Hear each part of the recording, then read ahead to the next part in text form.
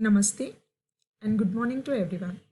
I am Krishna Bhargavi, working as Assistant Professor in the Department of CSE GRIET.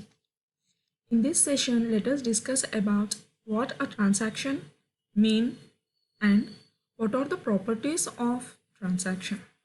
So here, usually when we speak about a transaction, generally we remember or recollect a banking transaction or any online transactions that we are performing these days.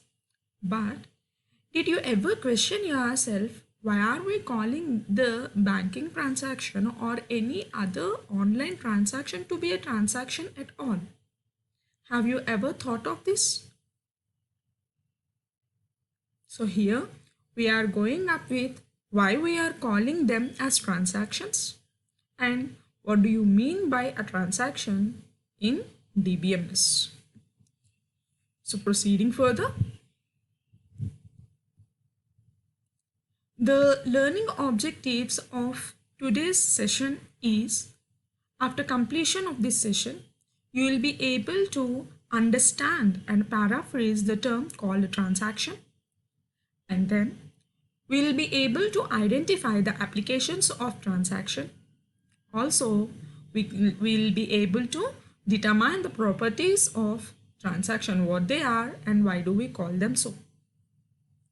So proceeding into the concept of transaction, usually we call a transaction to be a single logical unit of work, and we also call it to be the set of operations, the read and write operations that are being performed on the database. So these are the technical definitions. But I asked you a question earlier, why you are calling the online transactions to be transactions? Why so? So here we are trying to understand that by an example. So as you already know that there is a transaction, an example, online ticket reservation system, we call it to be a transaction, right? So why are we calling an online ticket reservation system to be a transaction, to be an operation? So according to our definition, we are saying that it must have a logical set of activities. So here, what are the logical set of activities that are making the online ticket reservation to be a transaction? So here, these are the list of operations which are making the online ticket reservation to be a transaction. The first one is, we will have to log in into the reservation portal or the application on our mobile phones. Once we log in, we will have to provide our credentials, select the details of the journey, then choose the seat where we wanted to have, and also choose the payment mode. Once you choose the payment mode, you will be redirected into the payment gateway and into your banking site. So again, in the banking site, we will have to provide our credentials, then perform the debit operation.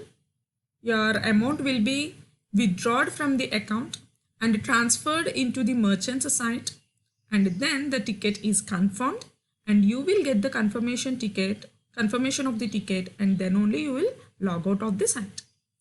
So here, if you observe, all these operations are logically connected to one another, and all these logical connections are meant to perform a single transaction called as online ticket reservation. So now correlating this to our databases. So here I am not considering the complete scenario. I am speaking only with respect to the database of the customer. So here, if we consider the banking database of a customer, what are the set of activities that are have to be performed? So you will have to read or you will have to retrieve the information of the user who is trying to book the ticket, perform the debit operation, that is perform a write operation. Once your amount is properly debited and you have got a ticket, you perform the commit operation, which is debiting the amount from the database as well. Similarly, let us go up with one more example. If we consider the online banking fund transfer transaction, so here to transfer the amount from one account to the other account, what are the things that we will have to do? Again, the logical set of activities. So here the logical set of activities are, first you log in into your account, provide your credentials, then select the beneficiary account details, and then provide the amount that you wanted to credit into their account. Then again provide your credentials, and when once the amount is successfully transferred into the other person's account, then only you log out of the transaction. But again, the same thing when you are speaking about the databases. You retrieve the information of the first person A's account, then perform some modification, that is debit of amount, then retrieve the information of B's account and credit the amount into the B's account. So when debit from A and credit to B are performed properly, then only we are trying to commit the operation. So these logical set of activities are summing up together to call it to be a transaction. So now, can you tell me why we are calling it to be a transaction? Because there is a set of activities which are making up a logical unit of work. So that is the reason why we speak all these to be the transaction. So if it is a transaction, a set of activities, and they must be logically connected to one another. That must happen. So then coming to the properties of transaction. What are the different properties that we have in the transaction? So here, these are called as the ACID properties. We call them to be atomicity, consistency, isolation, and durability. These are the 4 properties of transaction. We also call atomicity as the all or none requirement of a transaction, consistency to be the correctness requirement of a transaction, isolation to be the independence requirement of a transaction, durability to be the persistence requirement of a transaction. So now let us try to understand each of these properties in detail. So here, the first property is called as atomicity property. So what do you mean by atomicity? So now here, if you observe the atomicity property, we call it to be the all or none requirement of the transaction. We call it to be the all or none requirement of the transaction. So what do you mean by that? So either all the operations in the transaction are to be performed, or none of operations in the transaction have to be performed. So now let us consider the earlier example where we have taken the fund transfer. So let us consider initially that the balances at A and B to be 100 and 200 respectively. So I am speaking with respect to the databases. So now read of A will retrieve me the amount at A, which is 100. I wanted to debit 50 rupees from A and update that modification on A. Then read the value of B and 50 rupees to B and update it into the B's account. So when debit from A and credit to B are done, then I wanted to perform commit operation. First, suppose as you are speaking about the online transactions, during any of these steps, which are the logical activities which are making a transaction, if a failure occurs, it could be a power failure, an internet failure, or any kind of failure that may occur during the transaction. First, suppose if a failure occurs either at stage 1 or at stage 2 here. So after just perform your debit operation at A, the failure has occurred. Similarly, just after credit to B, the failure has occurred. So what we will have to do? So there is no confirmation that debit and credit both are done properly. So because of that reason, here the database prefers not to perform any of these operations. So all these operations will be rolled back and set back to the initial stage.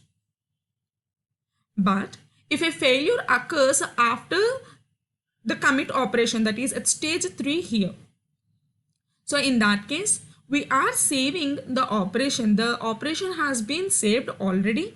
So debit from A and credit to B has happened. So now in that case, the transaction is successful. So all these operations are redone and ensuring that all operations are carried successfully to ensure that the transaction is complete. So here atomicity is called as all or none requirement. So if there is a failure that has occurred between the transaction is happening, in that case you undo all the operations. If the transaction is successful and then a power failure has occurred, so ensure that all operations are successful or done properly.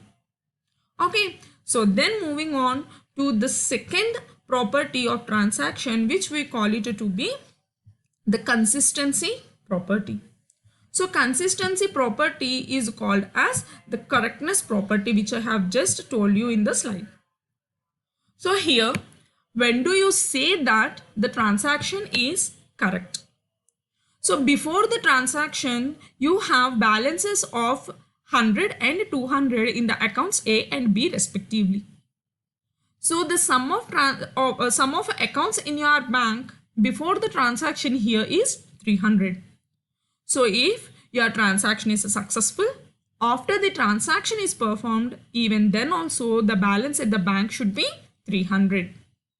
So ensuring that the operations are performed properly and the database is updated with the correct values is called as consistency. So in the above example that we have taken, if a power failure has occurred at stage 1 and if we are not undoing all the operations, then what will happen? You will have 50 at A, but you will have 200 at B, which ends up with 250 in the bank. So what about your 50 rupees? Isn't it an issue? Yes. So because of that reason, here we will always have to ensure that the transaction is complete and the modifications that we perform on the database are correct enough. So then moving on to the next two properties of transaction called as isolation and durability. Isolation is called as the non-interference requirement or the independent requirement. So usually isolation is spoken only when you are working with the transactions in parallel. So if you are booking a ticket and also doing an online shopping, so these two transactions should not interfere with one another. That is the isolation property. Then durability, we call this to be the persistence property. So if your transaction is successful, the updated values should be there in the database. If the transaction is a failed one, the original values should be there in the database. So if the transaction is successful, new values must persist. If the transaction is failed, the old values must be retained back. So these are the four properties of transaction. So here, I hope that all of you are comfortable now with the properties of transaction. So if you have any doubts, you may mail me to this mail ID. Thank you.